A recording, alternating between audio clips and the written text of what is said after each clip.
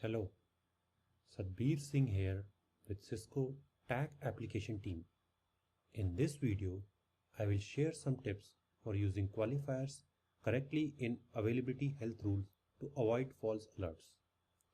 I'll cover some pitfalls while using these qualifiers. Let's jump right in. Let's start with the health rule. When you add a condition in a health rule, the default value for the condition has value qualifier, and that can cause some of our customers to use value qualifier for their conditions. You can see all other qualifiers listed in the drop down here. Let's play around with this condition for value and some qualifiers.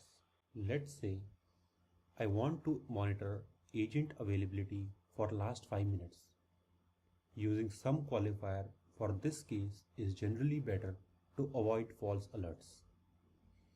Even if the agent goes down for 1 minute due to any issues like network or application restart, the value qualifier, which is an arithmetic average, will be less than the standard condition of 1, since you have 4 values out of 5 of last 5 minutes. Instead, you can use some function to make the health rule less sensitive.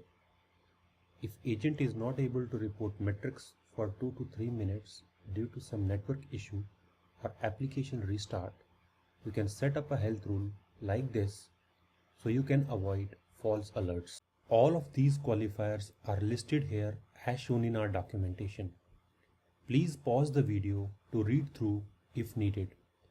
Here specifically note value and some qualifiers as these are often misconfigured.